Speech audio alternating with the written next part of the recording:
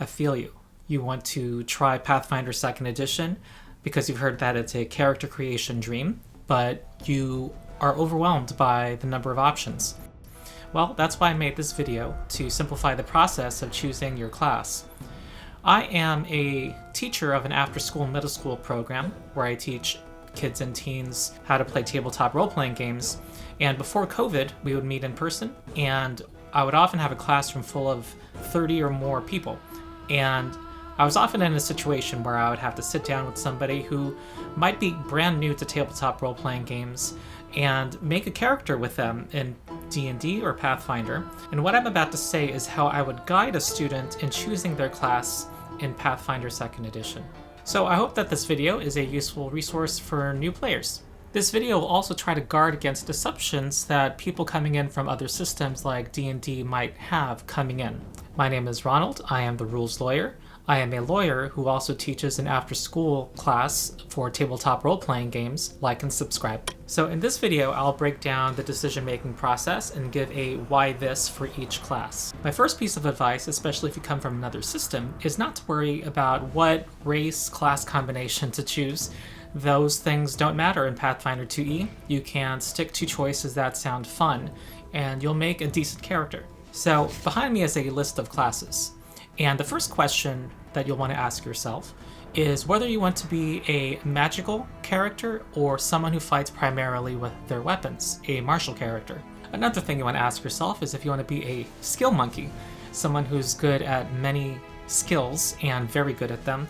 Skills being things like being very acrobatic or athletic, or disabling and finding traps, or having a good personality to influence non-player characters. So answering those questions should narrow down what class you want, and the animation behind me should categorize the classes in their respective categories. Another consideration you might have is that if you know what party your character is going to be in, to have not everyone be a martial character or a caster character, and also that it's good to have some way to heal each other in the middle of combat, because knockdowns will happen in Pathfinder 2e. Note that if you look closely, that some classes fit under more than one category, and know that you are not limited to the abilities of your class. You can always take an archetype as you level up. Archetypes are Pathfinder's way of doing multiclassing. An archetype lets you get abilities from another class, though not all of that class's abilities. What's nice here, though, is that you don't sacrifice the progression of your base abilities from your base class. Now I will give a little spiel for each class, starting with the martials. Choose a Barbarian if you want to do big hits in combat and hit hard. Barbarians have a special state called Rage, where they can do more damage in combat, but their defense also gets weaker, which is surprising to someone coming from 5e. Barbarians also get their rage from a instinct, which is an almost magical source of their power, which gives them aspects of animals, possibly dragons, or giants, or spirits. The champion is Pathfinder's version of the paladin, but they can be a number of different alignments. But the champion is the class that is the most strong defensively, and they have the ability to react to, at least good champions can react to attacks that monsters make on their allies, and the champion can punish them for doing that. And so they attract the attention of the enemy in combat. Do this if you want to tank, be the center of attention, and support others. And you also have some healing ability, and some ability to take on evil.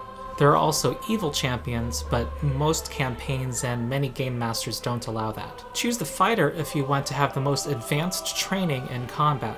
Fighters are the most accurate, they hit the most often, they have critical hits the most often. Fighters also use their class feats to hone in and improve on certain fighting styles that use certain types of weapons. The monk is the unarmed martial artist that also could fight with special monk weapons. They are also very mobile. They have a special action called Flurry of Blows, where in Pathfinder you have 3 actions per turn, and the monk gets to use only 1 action to do 2 attacks. and that lets you go in, get a couple of blows off, and then get out. So the monk is very mobile in combat and also gets faster as they get to higher levels. They can also train in different fighting stances that give them special fighting styles, and also have the option of getting mystical key abilities. The ranger is the class that wants to hone in on a particular creature and hunt them down and kill it. And they have the ability called Hunt Prey, where they get to hone in on a certain enemy and get advantages in combat against that one enemy. They can also have an animal companion that benefits from the Hunt Prey as well, and they also have the option of getting ranger spells. The Gunslinger is the best at using firearms and crossbows and has accuracy like that of a fighter. They can also do dramatic deeds in combat to stymie their enemies. The Swashbuckler is about fighting hand-to-hand combat with flair. They get panache, they perform in combat to gain advantages, and to set up big finisher attacks against enemies. Then there are those I call near martials because they are nearly as strong as the other martials in pure combat, but they also lean into something else. First is the rogue. They are opportunistic, they get sneak attack damage in certain situations, and they get more skills than anybody. Also, unlike in D&D, rogues in Pathfinder don't have to be focused in dexterity. You can be a ruffian focused in strength, a scoundrel focused in charisma, or a mastermind focused in intelligence. The Inventor fights with technology and has a super invention that is either a construct, like robotic companion, or a custom weapon that they make, or a custom suit of armor. They get to add abilities to make their own custom innovation, and they have a high intelligence and are very good at crafting. Investigators are great at gathering information and on studying enemies. They're great for campaigns that are about gathering information. They can also study monsters and give bonuses to themselves and their allies, and they have the unique ability to study an enemy and roll a 20-sided die to know what their attack roll would be before they choose to attack. Now for the caster classes. There's a few important things to say if you are coming from another edition. Casters in Pathfinder don't have spells that can on their own win a combat. They are not showstoppers. You complement the marshals, which are the ones who do the big damaging attacks against individual enemies. On the other hand, you are necessary to make their biggest deeds possible. You can tip the scales of the battlefield. You're more versatile in and out of combat and dealing with different kinds of situations, and you're also the best at dealing with large groups of weaker enemies. If you come from another edition, you should know that in Pathfinder, there are spontaneous casters and prepared casters. Spontaneous casters know a limited number of spells, and those spells are locked in at a specific spell level each. You have a number of spell slots each spell level, but you are more flexible in that you can choose, when you cast a spell, which of your spells in that spell level you are casting. Prepared spellcaster has access to a wider list of spells. However, in the morning, you have to choose your list of spells that you're going to learn for that day, and once you cast that spell, you cross it off and forget it. You can only cast each spell on your list once, and to cast it more than once, you have to have prepared it more than one time. The next big decision in choosing to be a caster is choosing your magical tradition. The Arcane tradition is usually associated with wizards and magic users unlocking the secrets of the universe. These are attack spells, utility spells, but no healing. The Divine tradition is associated with clerics and is conferred to you by the gods. Here you'll find spells to heal allies, to protect and buff your allies, and religion-themed attacks. Occult magic has to do with mysteries, and this is usually associated with the magic cast by bards. Here there's a lot of spells about gathering information, uncovering mysteries, controlling people's minds, and debuffing enemies. You'll also find some healing here as well. Primal magic is associated with druids and nature, and here you'll find big attack spells, also spells that heal, and spells that deal with the forces of nature like the weather and animals and plants. Choose the bard if you want to inspire and buff your allies. Your artistic performances aid them in combat. You are a spontaneous occult spellcaster that's good at delving into mysteries. You have a high charisma and are great in social situations. You can also use your magic to affect people's minds. And you can have some magical healing abilities as well. Choose a Cleric if you want to be a spellcaster that serves a god, which can be good, neutral, or evil. You have extra spell slots per day that can heal or harm the living or the undead.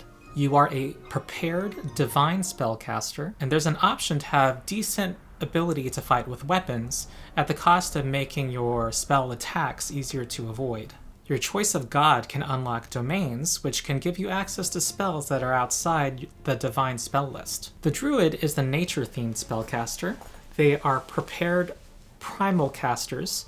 They can have an animal companion. They have primal spells, which are great at doing damage to enemies and also healing your allies. There are also abilities that let you change your form into those of animals or forces of nature. The Wizard is your classic spellcaster who studies and prepares their magic with high intelligence. The arcane spells mean you get to attack enemies and also have a lot of utility spells in and out of combat. You gather scrolls that you can expand your library of spells within your spellbook. You have the ability to change your spells every morning. And if you like the idea of planning ahead and being rewarded, choose a Wizard. The Wizard can also have a magical familiar that can assist their master, whose abilities can change every morning according to the Wizard's wishes. The Sorcerer gets their magic from their bloodline, so a near or distant ancestor or some magical event that lets them instinctively cast their spells. Sorcerers are spontaneous spellcasters, and depending on the bloodline you choose, can be in any of the 4 magical traditions. Your bloodline gives you a unique ability and a unique spell that you can cast frequently during the day, and you also have more spell slots per day by default than any other spellcaster. The Oracle is a spontaneous divine spellcaster who draws their power from their unique mystery.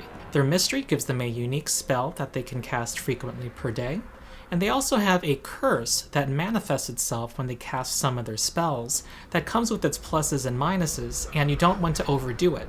It's a little more complicated than other spellcasters, but very thematic and interesting. The Witch is a spellcaster that has a magical familiar through which their mysterious patron gives them their magic.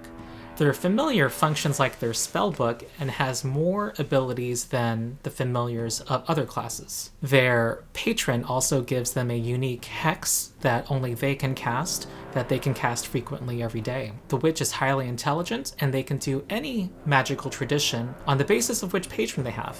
Lastly, we go over the Gish classes, which mix martial power with magic. First is the Magus or Magus, which is one who fights with their weapons and can cast spells and channel the power of their spells into their weapon and deliver extra effects with their weapon strikes.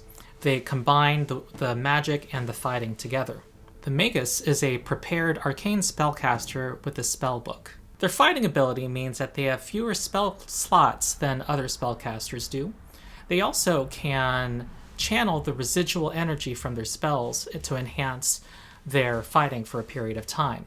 The Summoner is a spellcaster that has fewer spell slots than other spellcasters, but they have a Eidolon or Eidolon from another plane that is a strong fighter that they work in tandem with. This is the Magical Friend class. Your Eidolon can have unique abilities that you assign to it. You're an arcane spontaneous spellcaster with a very limited spell list, but most of your power is in your Eidolon and in working in tandem with it. Last in its own category is the Alchemist, and they are the kings or queens of versatility. Alchemical items can do a huge variety of things, from poisoning weapons, from being bombs to attack small areas of enemies that can do possibly many different damage types, or debuff and impose penalties on enemies. You can brew elixirs that give things like invisibility, or the ability to comprehend languages, or mutagens that enhance your fighting abilities or abilities with various skills.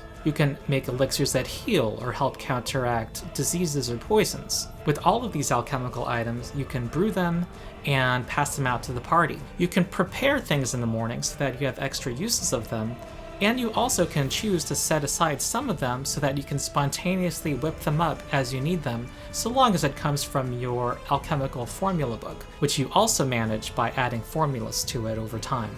It's a more complex class, but its ability to support a party in dealing with a wide variety of situations is unmatched. All of the Pathfinder rules and character options are free and available online on Archives of Nethys, which I'll put a link in the video and also in the description.